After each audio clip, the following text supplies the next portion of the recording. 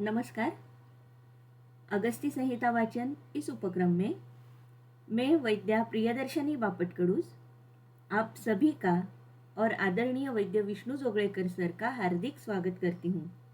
श्री चरक संहिता चिकित्सा स्थान त्रयोविंशोध्याय विषय चिकित्सा का वाचन चल रहा है। इसके अंतर्गत पिछले सत्र में सर ने स्थानम जयति पूर्वम तु ये जो सिद्धांत है इसके बारे में विवरण किया था। हम श्लोक नंबर 67 तक आए थे। मैं सर से अनुरोध करती हूँ अध्याय वाचन का प्रारंभ करें।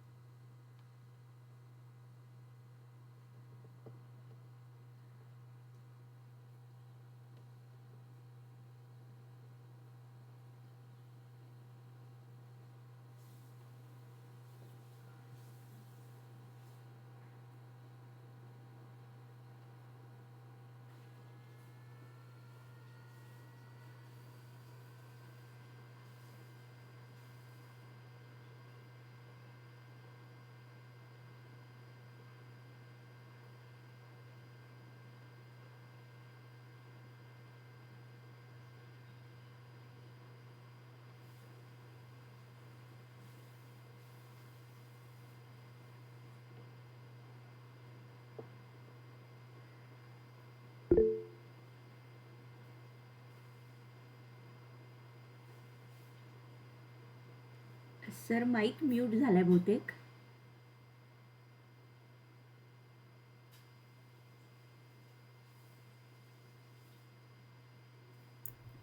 हाँ, आखरी श्लोक कौन सा था?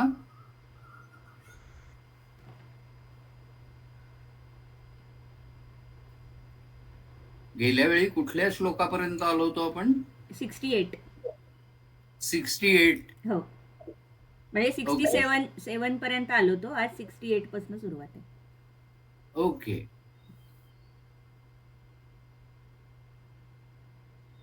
ठीक आहे.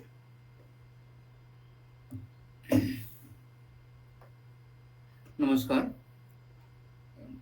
अगस्त आयुर्वेद की इस चरक संहिता वाचन के आज के सत्र में हम विषय चिकित्सा अध्याय आगे बढ़ाते हैं। अभी पिछली बार हमने उपधान नाम के कर्म का वर्णन देखा।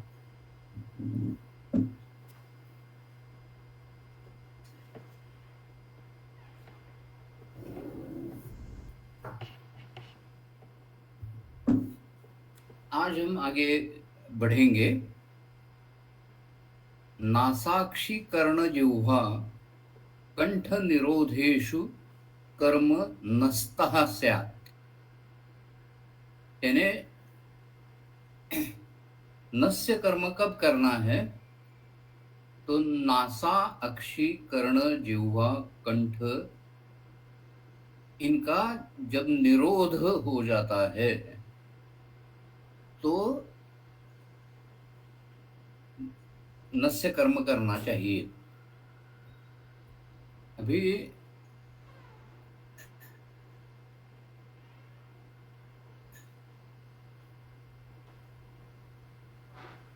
नासा निरोध तो हम समझ सकते हैं। अक्षी निरोध यानी यहाँ तिमिर या दिखाई न देना, ऐसा हम कह सकते हैं। कर्ण निरोध, कानों से अगर रक्तस्राव होगा तो उसमें कर्ण निरोध हो सकता है, या फिर सुनाई नहीं देना, ऐसी अवस्था जो है उसे कर्ण निरोध कह सकते हैं। जिह्वा निरोध, जिह्वा का पक्षवध, जिह्वा का पैरालिसिस, उसे हम जिह्वा निरोध कह सकते हैं। बोल नहीं सकता रुग्ण, और जीभ हिला भी नहीं सकता, तो ऐसी अवस्था में या कंठ निरोध जब होगा तब नस्य कर्म करना चाहिए, ऐसा दृढ़बल जी ने कहा है। अभी इसमें कंठ निरोध जो अवस्था है वो इमरजेंसी कंडीशन है। अगर कंठ निरोध हो जाता है तो एस्फिक्सिया जिसे हम कहते हैं, प्राणोपरोध जिसे कहते हैं, ऐसी अवस्था निर्माण होती है। और उसका मुख्य चिन्ह जो है वो है साइनोसिस और नील वैवर्ण्य। जिह्वा, ओष्ठ, इन भागों में अगर है नील वैवर्ण्य तो उसे सेंट्रल साइनोसिस कहेंगे। अगर उंगलियों के पहले पर्व में अगर नील वैवर्ण्य है तो उसे पेरिफेरल साइनोसिस हम कहेंगे। तो इसमें नस्य का जितना फायदा होगा उससे ज्यादा फायदा बेसिक लाइफ सपोर्ट सिस्टम जो इमरजेंसी मेडिसिन में सिखाते हैं कि उसमें आर्टिफिशियल रेस्पिरेशन या एम्बू बैग, ऑक्सीजन सप्लाई, ये जो इलाज है वो ज्यादा इफेक्टिव है। नस्य कर्म से रुग्ण की श्वास अगर चल रही है और कंठ निरोध यानी सिर्फ गदगद वाक हुआ है रुग्ण, तो उसमें नस्य कर्म से फायदा हो सकता है। लेकिन ये इमरजेंसी कंडीशन है तो उसके लिए नस्य कर्म का इतना फायदा नहीं है। नासा अवरोध, अक्षी अवरोध, कर्ण अवरोध, जिह्वा अवरोध, इन सब में नस्य कर्म हम दे सकते हैं। अभी यहाँ जो नस्य कर्म चरक संहिता में लिखा है, वार्ताकु बीजपूर ज्योतिष्मति आदि भी पिष्टे। वार्ताकु बीज, इसमें दो तरह का विग्रह हम कर सकते हैं, वार्ताकु, बीजपूर और ज्योतिष्मति। तो वार्ताकु बैंगन सबको मालूम है। बीजपूर यह महालुंग, मातुलुंग का एक पर्याय है। और ज्योतिष्मति और आदि भी ही ऐसा कहा है। तो जो भी मटेरियल आपको उपलब्ध है उस तरह से मटेरियल्स का आप इस्तेमाल कर सकते हैं। ज्योतिष्मत्यादीनि इति षड विरेचन श्रिताय उक्तानि शिरोविरेचनानि। जो षड विरेचन शत अध्याय आपने सुना होगा, तो उसमें शिरोविरेचन के लिए द्रव्य दिए गए हैं। उन 10 द्रव्यों में से कोई भी आप अगर मातुलंग स्वरस में उसका पेषण करें, उसमें थोड़ा वार्ताक या ब्रिंजल का रस उसमें डालें, तो उससे आप नस्य कर सकते हैं। अभी अगले श्लोक की तरफ बढ़ते हैं। ये नस्य कर्म यहाँ इतना ही लिखा है, लेकिन सुश्रुत संहिता में नस्य के लिए अलग अलग चीजें दी है। हम चरक पढ़ रहे हैं, इसलिए चरक संहिता में जो शिरोविरेचन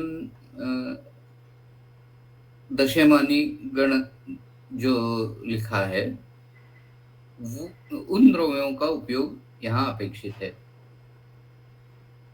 अभी अगला श्लोक है, अंजनम अक्षि उपरोधे कर्तव्यम बस्त मूत्र पिष्टैस्तु दारुव्योष हरिद्रा करवीर करंज निम्ब सुरसैस्तु श्वेता वचा अश्वगंधा हिंगु अमृता कुष्ठ सैंधवे लशुनम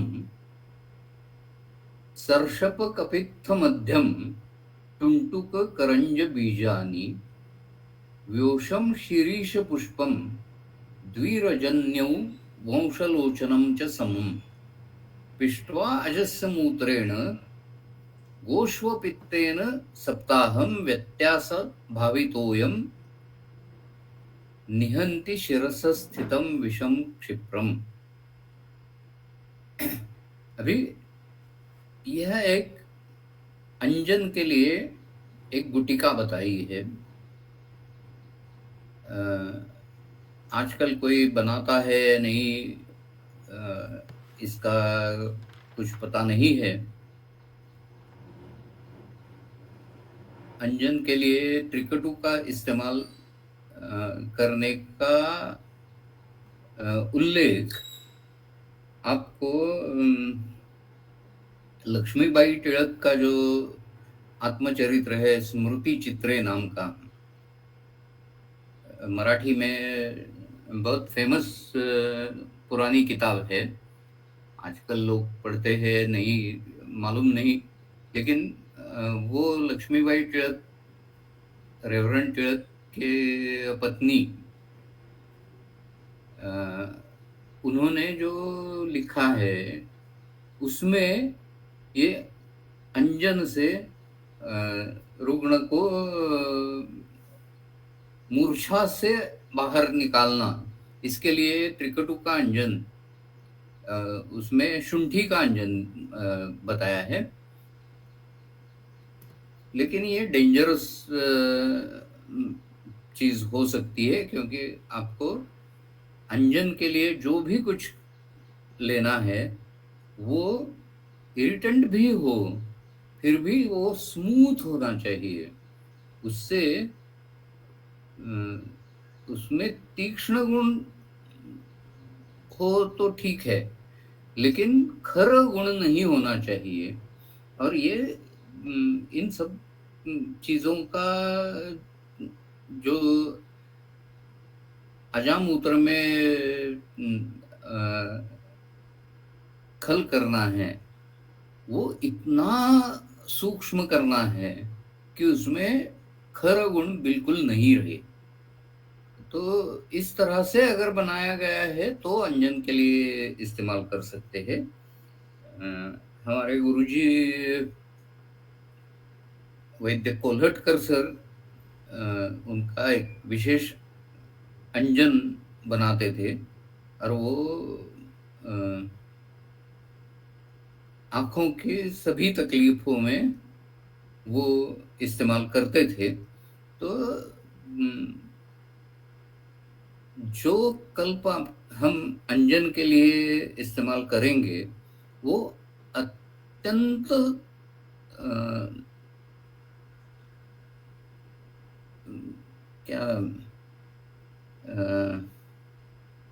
से क्या कहेंगे, मृदु या स्मूथ, जिसे हम स्मूथ कहेंगे, बिल्कुल खरता नहीं होनी चाहिए। इस तरह से ये कल्प बनाया जाना चाहिए। अभी यहाँ भावना जो दी है वो व्यत्यासात है।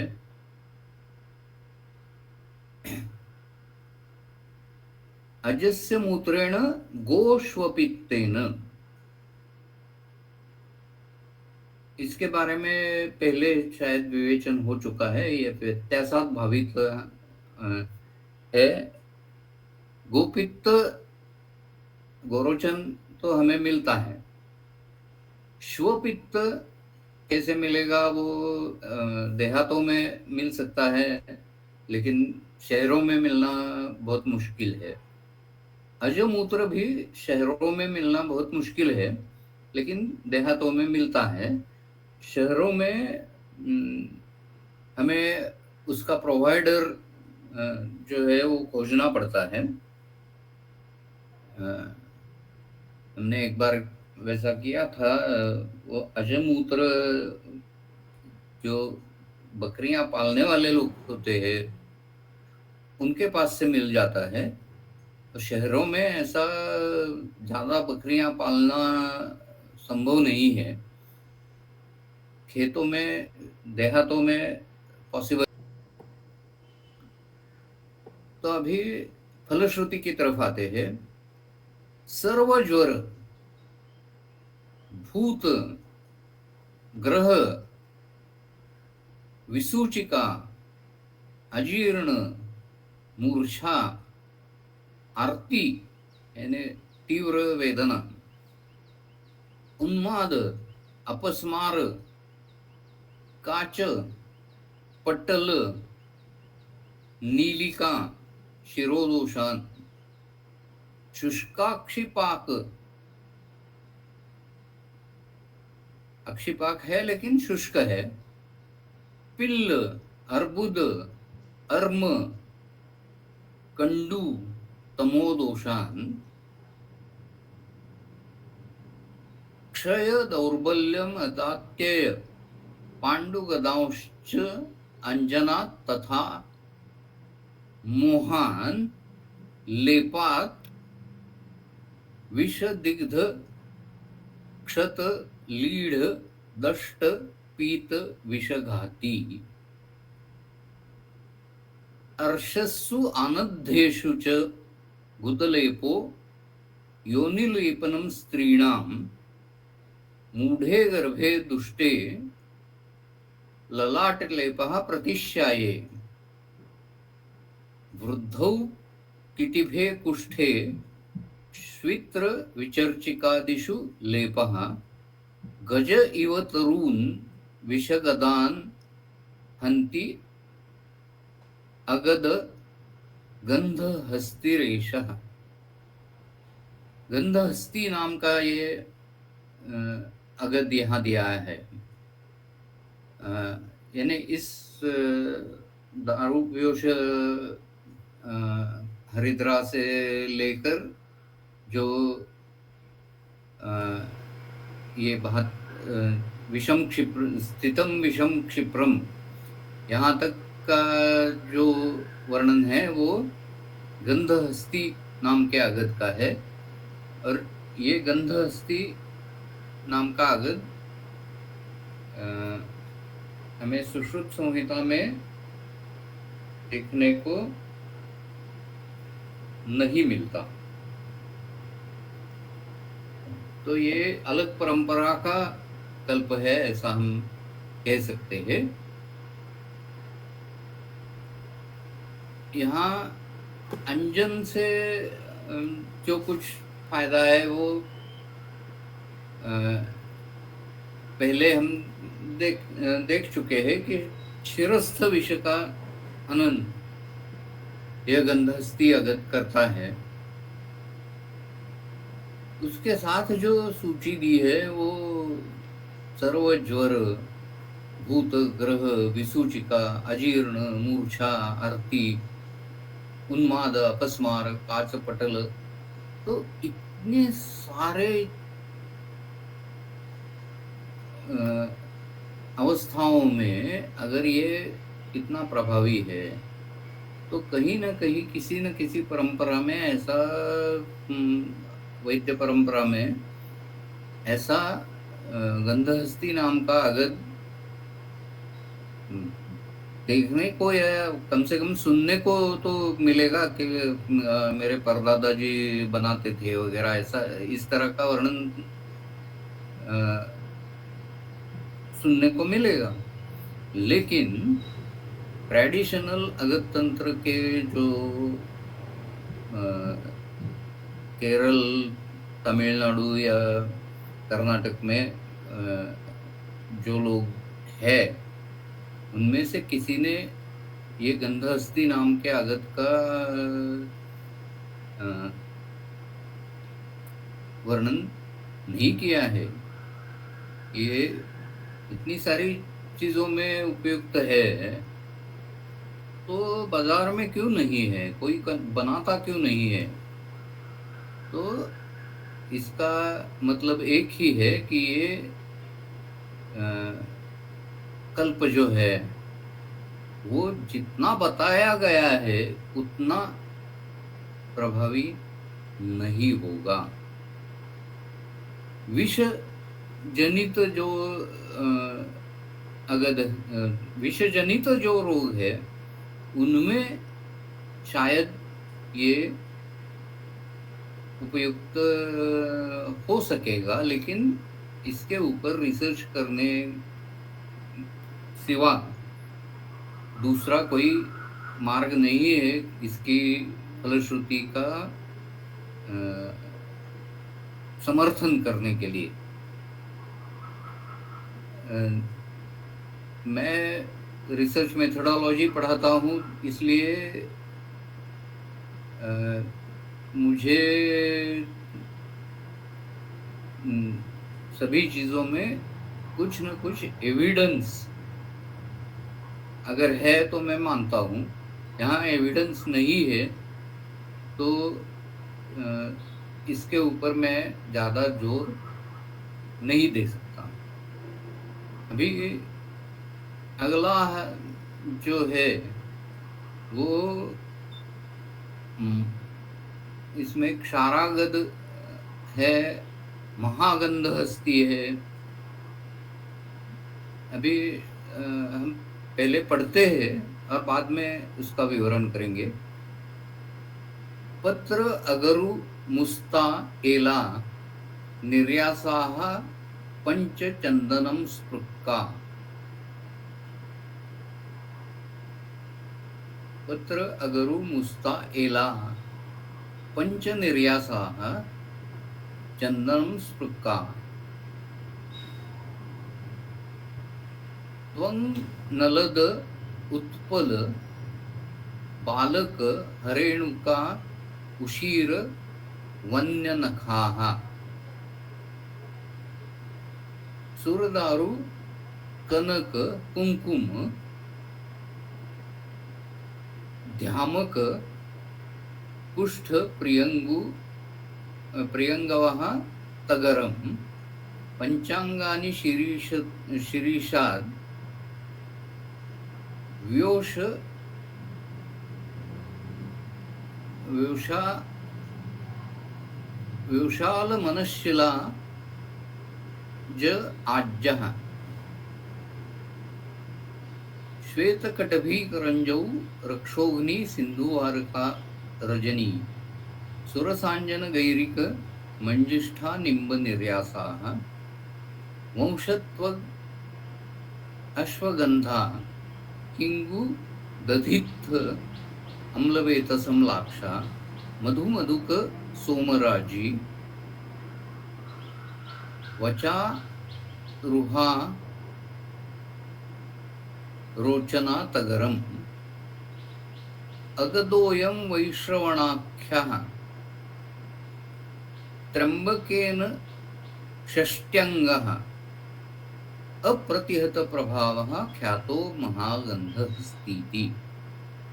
तो इनमें 60 चीजें हैं और इनमें देखने की चीजें ये है कि यहाँ आल यानी हरिताल और मनशिला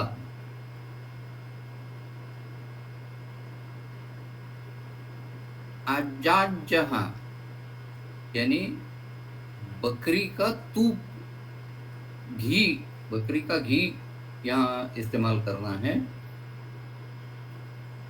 हरताल और मनशिला दोनों का उपयोग किया है, जो आर्सेनिक के कंपाउंड्स है दोनों, तो उन दोनों का यहाँ उपयोग दिखाई देता है। तो बहुत सारे लोग ऐसा कहते हैं कि चरक में या सुश्रुत में रसशास्त्र है ही नहीं, तो हम रसशास्त्र क्यों पढ़े, रसशास्त्र आयुर्वेदिक नहीं है, ऐसा बताने वाले बहुत सारे लोग हैं। एक परंपरा है उस तरह की कि आयुर्वेद के अधिकार में रसशास्त्र आता ही नहीं है, ऐसा कहने वाले लोग हैं। तो मेरा तो उनसे हमेशा डिस्प्यूट रहा है कि रसशास्त्र ये पूरा आयुर्वेद का ही अंग है। उसका इंटीग्रेशन यानी दोनों शास्त्र, पारंपरिक आयुर्वेद और रसशास्त्र, दोनों अलग अलग परंपराओं से विकसित हुए हैं, दोनों बहुत पुराने हैं। और 16वीं सदी में उनका इंटीग्रेशन वाग्भट अष्टांग संग्रह के काल में बहुत सारा उसका इंटीग्रेशन शुरू हुआ। और योग रत्नाकर तक जब हम आते हैं तो उसका पूरा इंटीग्रेशन आयुर्वेदीय चिकित्सा में हो चुका था। फिर भी कई लोग ऐसा कहते हैं कि नहीं, जो अगर संहिता में नहीं लिखा है तो वो आयुर्वेद ही नहीं। तो ऐसा कहना मेरे दृष्टिकोण से अतिव्याप्ति है, या अव्याप्ति कह सकते हैं कि आयुर्वेद का जितना पूरा स्पेक्ट्रम है उनमें से स्पेक्ट्रम कम करते करते सिर्फ अष्टांग हृदय में या सिर्फ चरक में जो लिखा है उसके बाहर देखने की जरूरत नहीं है, ऐसा जो कहते हैं वो मुझे तो गलत लगता है। तो यहाँ हमें बहुत सारी वनस्पतियां यहाँ है। मेरा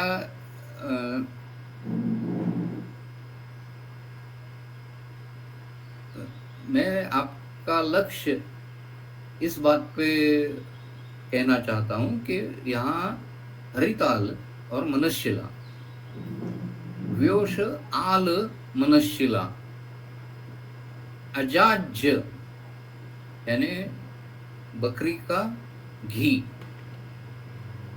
ऐसा 78 नंबर के श्लोक में कहा है।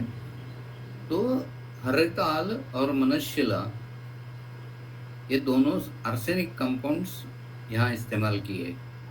भी ये हरिताल और मनस्शिला खुद सुश्रुत ने धातु विषयों में समाविष्ट किए हैं, यानी स्थावर विषयों में विषयों की जो योनियां हैं उनमें समाविष्ट किए हैं। तो ऐसे विषैले द्रव्य का शीर्ष पंचांग जैसे विषघ्न द्रव्यों के साथ संयोग ये बताता है कि केवल किसी कल्प के घटक द्रव्यों का स्टडी करके हम उसकी कामुकता नहीं देख सकते। जैसे कि आहार में हम देखते हैं कि पिंड मात्रा और अवयव मात्रा, यानी अपने भोजन की टोटल क्वांटिटी क्या है वो पिंड मात्रा हम कहते हैं। और भोजन में जो विविध पदार्थ होते हैं उन पदार्थों की मात्रा कितनी है, अवयव मात्रा कितनी है, ये दोनों बैलेंस्ड होना चाहिए। यानी शरीर को जितना जरूरी है उतना ही पिंड यानी उतना ही खाना हमें खाना चाहिए। और उस पिंड में जो अवयव है वो षड रसों के होने चाहिए और ऋतु के अनुसार एक एक रस का ज्यादा इस्तेमाल करना चाहिए। हम हेमंत और शीरीष में सभी रसों का इस्तेमाल कर सकते हैं।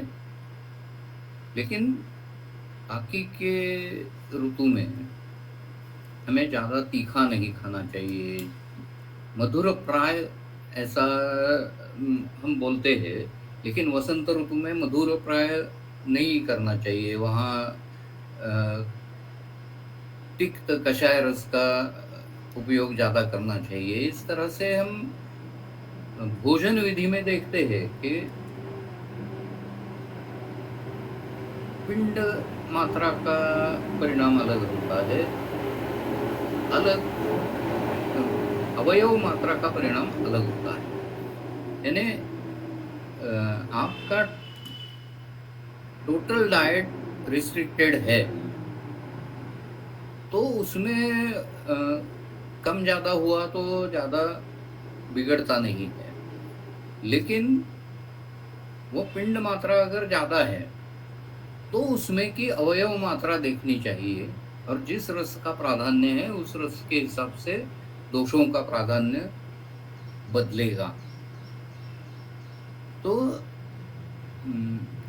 हम जब किसी भी कल्प का विवरण करते हैं तो उस कल्प में कौन से द्रव्य है वो तो हम देखते हैं, लेकिन उन द्रव्यों का परस्पर संबंध कैसे है इसका हमें पता नहीं रहता। ये यौगिकता जिसे कहते हैं कि एक दूसरे के साथ वो जाते हैं या नहीं जाते, ये बहुत सोचने की या अनुसंधान करने की बात है कि ये हरिताल और मनस्शिला एक जगह हम इकट्ठा इस्तेमाल कर रहे हैं। ये तो धातु विषय है, खनिज विषय है, और उनके साथ हम शीर्ष पंचांग दे रहे हैं, बकरी का घी इस्तेमाल कर रहे हैं। तो इससे ये हरिताल और मनस्शिला का तीक्ष्णत्व और विषत्व किस तरह से कंट्रोल होता है, इसका कोई भी स्टडी हम देखते नहीं है। ये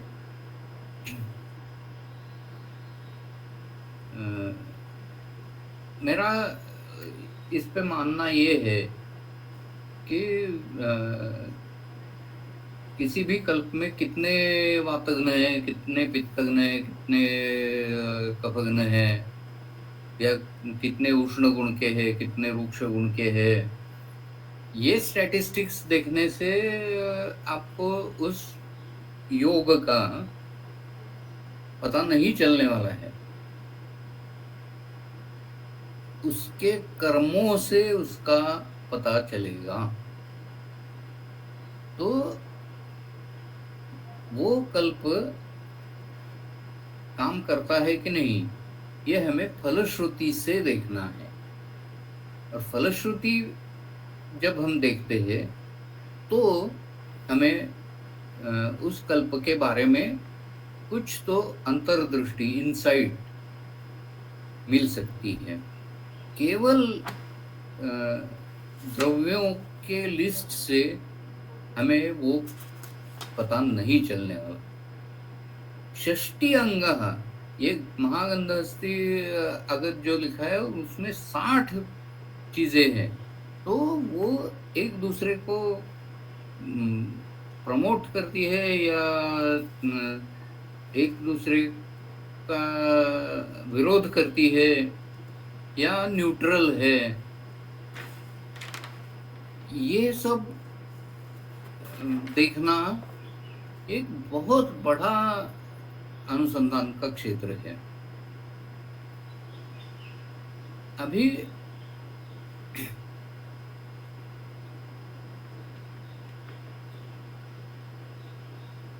इसमें ये खुद महादेव ने वैश्रवण यानी ब्रह्मदेव को बताया हुआ ऐसा कल्प बताते हैं।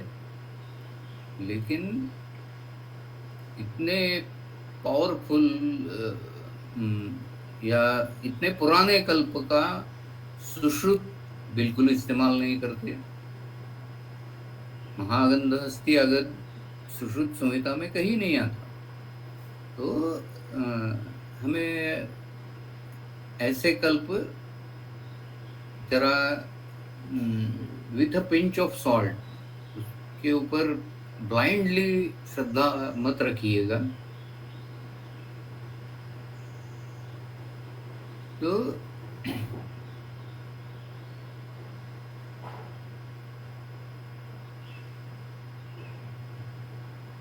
अभी और एक गड़बड़ यहाँ क्या है वो मैं आपको दिखाता हूँ। यूजुअली कैसा होता है कि जो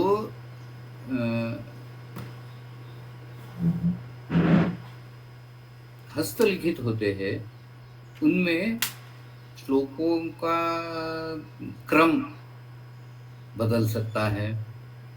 अलग अलग हस्तलिखितों में अलग अलग क्रम हमें दिखाई देता है। अभी देखिए यहाँ कि अगर 81st श्लोक में अगद की फलश्रुति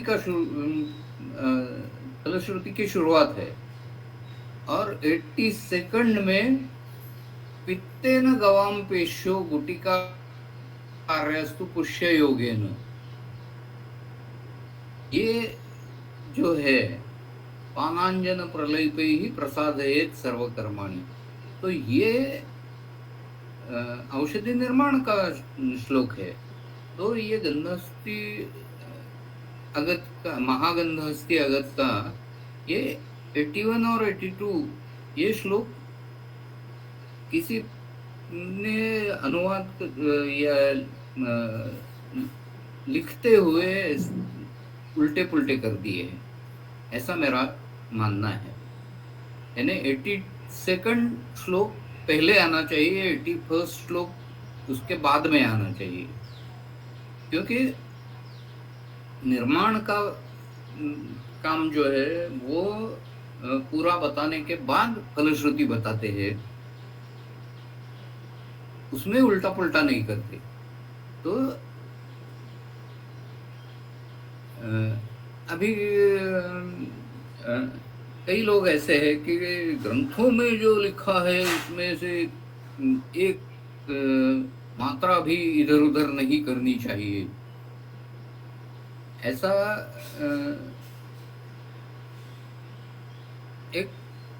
एक परंपरा ऐसा कहती है कि नहीं, ग्रंथ स्वयं प्रमाण है, उनमें सब कुछ लिखा है, कुछ भी उसमें गलत हो ही नहीं सकता।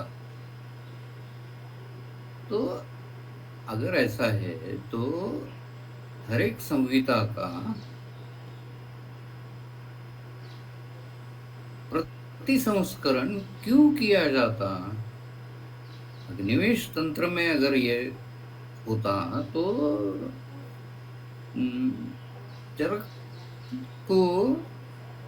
चरकाचार्य को उसका प्रतिसंस्करण क्यों करना पड़ता? और चरकाचार्य ने जो प्रतिसंस्करण किया है वो इतना अच्छा है कि मूल अग्निवेश तंत्र में क्या है उसका हमें पता भी नहीं चलता। दृढ़बल जी ने जो प्रतिसंस्करण किया है उसके बारे में उन्होंने बताया है कि मैंने इन अध्यायों का पूर्ण किया है और इन अध्यायों का नए सिरे से वो लिखे है, ये दृढ़बल जी ने बताया है। क्यों ऐसा होता है? तो संहिता के हस्तलिखित में कई पन्ने गायब हो सकते हैं, आधा अधूरा ग्रंथ रह जाता है, कुछ कागज को कसर लग जाती है, कुछ कुछ ना कुछ होता है। तो ऐसी अवस्था में प्रतिसंस्करण आवश्यक होता है। और ये प्रतिसंस्करण करते हुए कुछ गलती जरूर हो सकती है। देखिए, डीएनए डुप्लीकेशन ये इतना प्रिसाइज प्रोसीजर है कि ट्रिलियंस, यानी मिलियन तो आपको मालूम होगा 10 लाख, बिलियन यानी उसका उसकी गणना करने के दो अलग अलग तरीके हैं।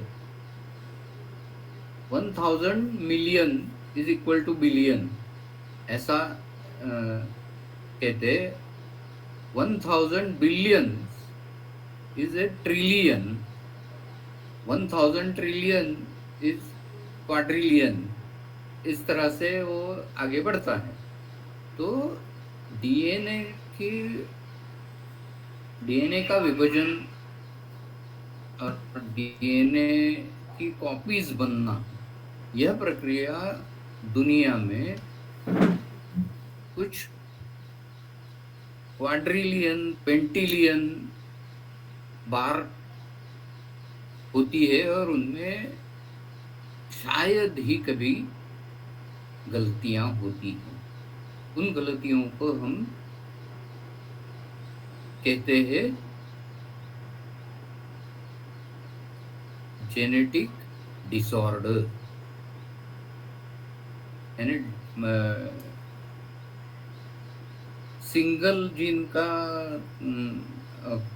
कॉपी बिगड़ गया तो उसमें कुछ इंसर्शंस होंगे या कुछ डिलीशंस होंगे।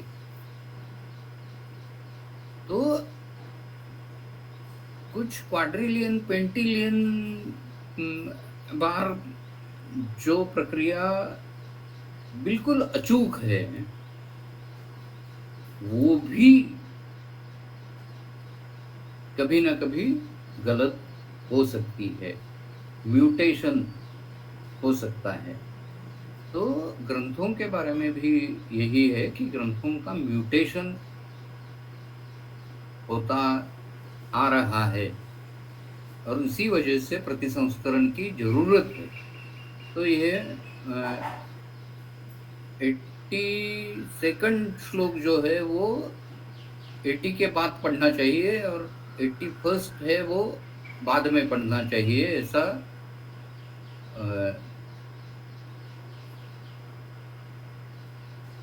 एडिटर के हिसाब से मुझे ऐसा लगता है कि जब कल्प कैसे बनाया जाता है, ये पंक्तियां कल्प की फलश्रुति से पहले आनी चाहिए। तो ये उल्टा पुल्टा हम देख सकते हैं। अभी ये चरक संहिता का 23वां अध्याय करके हम स्वीकृत करते हैं, लेकिन जो गंगाधर टीका है उसमें वह 24वां अध्याय है, 23वां नहीं है। तो ये भी समझ लेना जरूरी है कि किसी भी संहिता पे आप वाचन उसका अध्ययन जरूर कीजिए, लेकिन आपके मन में कुछ न कुछ उसके बारे में परीक्षण की जरूरत है, ये भी विचार या दृष्टिकोण जागरूक रखिएगा। तो अभी आगे हम देखते हैं फलश्रुति। तो महादेव ने ब्रह्मदेव को बताया हुआ ये अगध है, इसका प्रभाव अप्रतिहत है, उसका पान करने से, अंजन करने से, प्रलेप करने से सर्व कर्माणि प्रसादयेत्, जो भी कुछ आपको करना है वो इस महागंध हस्ती अगत से कर सकते हैं। यानी बहुत ब्रॉड स्पेक्ट्रम है। इतना ब्रॉड स्पेक्ट्रम है तो कोई बनाता क्यों नहीं है, ऐसा मेरा सवाल है। पिल्ल, कंडू, तिमिर, रात्रांध्य, काच, अर्बुद, पटल, ये आंखों के विकार है, अक्षि विकार। हंति सतत प्रयोगात, इनका नियमित रूप से प्रयोग करने से, अंजन के स्वरूप में नियमित रूप करने से काच भी जाएगा, रात्रांध्य भी जाएगा। अभी ऊपर से अंजन करने से रात्रांध्य किस तरह जाएगा इसका मुझे बिल्कुल अंदाजा नहीं है, क्योंकि रात्रांध्य जो है, नाइट ब्लाइंडनेस, वो तो हमें मालूम है विटामिन ए की कमतरता की वजह से होता है। विटामिन ए देने के बाद वो ठीक होने लगता है, क्योंकि उसकी संप्राप्ति जो है रात्रांध्य की, उसमें वो जो रेटिना पे रॉड्स एंड कोन्स होते हैं, उनको एक्टिवेट करने के लिए ये विटामिन ए की जरूरत होती है। ये अभी हमें मालूम है। तो जो भी चीज उसके ऊपर काम करने वाली है वो वहां तक पहुंचनी चाहिए।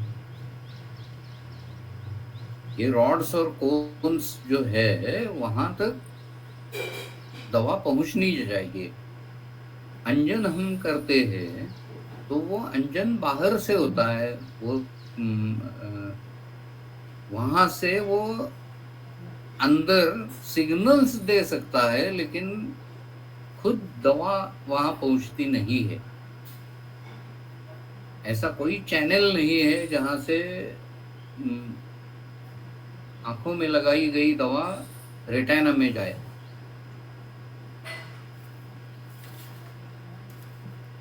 तो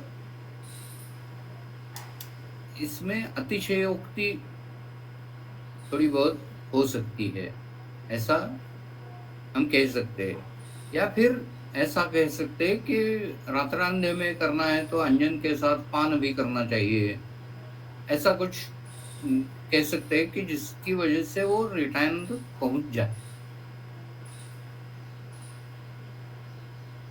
और सतत प्रयोग यानी दैनंदिन प्रयोग उसका करना चाहिए। रोज का अंजन जो है वो इस अंजन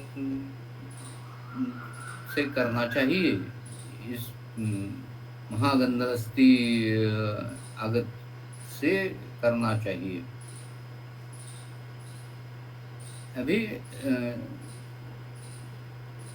मैं भी जरा उल्टा पुल्टा करता हूं। पित्तेन गवाम पेशु गुटिकाः कार्यास्तु पुष्य योगेन, यहाँ भी पुष्य नक्षत्र का उल्लेख आया है।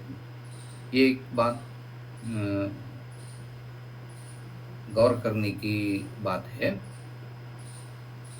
गोपित्त यानी गोरोचन का इस्तेमाल हम यहाँ कर सकते हैं। तो आगे हम फलश्रुति की ओर बढ़ते हैं।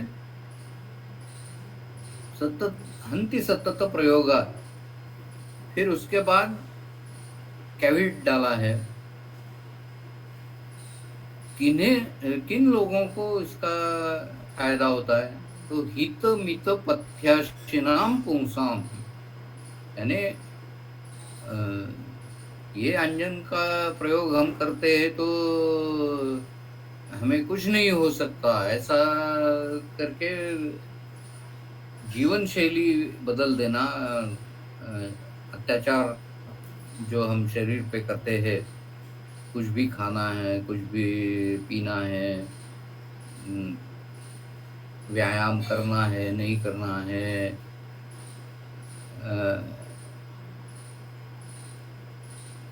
यहाँ व्यायाम का उल्लेख नहीं है, लेकिन भोजन जो होना चाहिए वो हितकर होना चाहिए, मित होना चाहिए और पथ्यकर होना चाहिए। ये पथ्य और हित, इनमें क्या है फर्क है? तो by nature it should be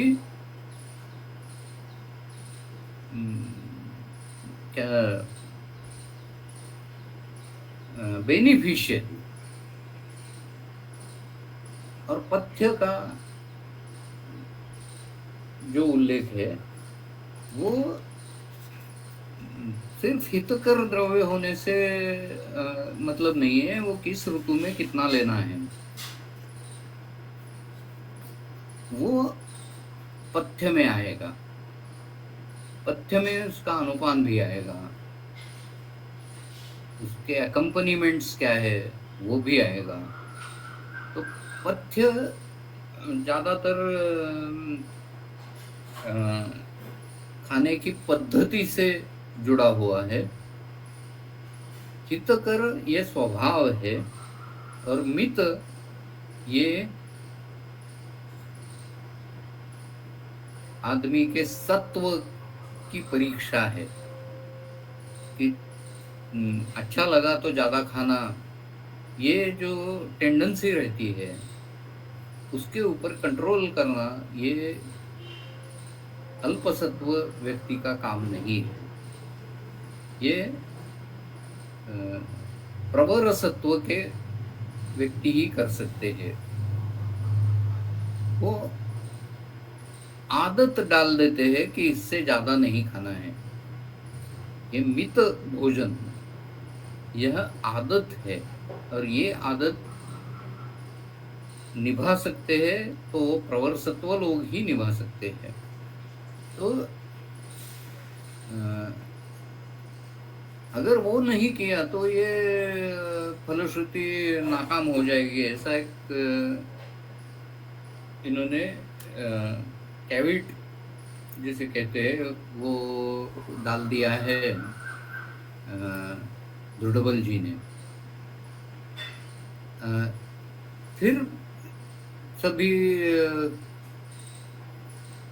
रोगों की लिस्ट दी है। विषम ज्वरान, अजीर्णान, दद्रुम, कुष्ठकंडुम, विसूचिकाम पामाम,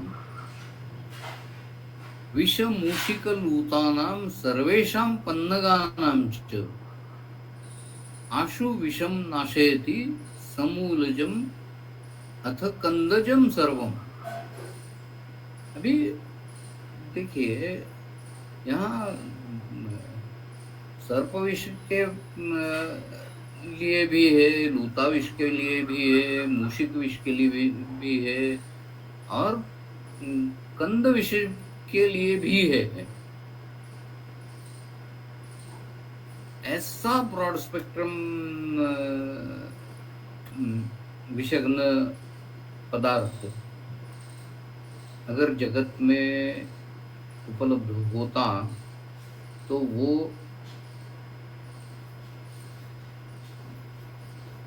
मैक्सिमम स्टडीड फॉर्मुलेशन होता, क्योंकि इन सभी विषयों का काम करने का तरीका अलग अलग है। कंद विष जो है वो विषपीत में आ जाएंगे, और ये जंगम विष है। स्थावर और जंगम दोनों विषयों का एक साथ मुकाबला ऐसा करने वाला द्रव्य कौन से रिसेप्टर्स को ब्लॉक करेगा या ट्रिगर करेगा, कौन से रिसेप्टर्स से बाइंड होगा, इसका मॉलिक्यूलर डॉकिंग स्टडी करने के बाद ही पता चलेगा। अभी मॉलिक्यूलर डॉकिंग स्टडी अगत तंत्र में 8-10 साल पहले जब मैं पीजी टीचर था तो मैंने इंट्रोड्यूस किया था, मेरे स्टूडेंट्स ने कुछ उस पे काम किया है। वो मॉलिक्यूलर डॉकिंग टेक्निक जो है उसके लिए सॉफ्टवेयर बहुत महंगा है। वो बहुत कम जगह पे उपलब्ध है, लेकिन उपलब्ध है। पुणे यूनिवर्सिटी के बायो इन्फॉर्मेटिक्स डिपार्टमेंट में श्रोडिंजर नाम का बहुत महंगा सॉफ्टवेयर है, कुछ करोड़ों में उसकी कीमत है। तो उसमें हम किसी भी मॉलिक्यूल का दूसरे मॉलिक्यूल से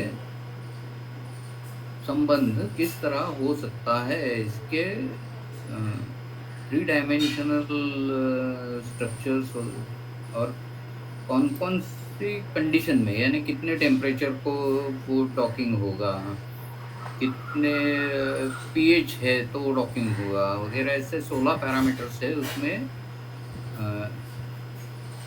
देख सकते हैं। मैंने मेरे स्टूडेंट्स को विष और उसका विषघन द्रव्य यानी एंटीडोट कहते हैं, ऐसे द्रव्यों का मॉलिक्यूलर डॉकिंग कैसे होता है, ये स्टडीज 2-3 लोगों ने किए हैं। लेकिन ये जो यहाँ कहा गया है, तो स्थावर और जंगम दोनों विषयों का नाश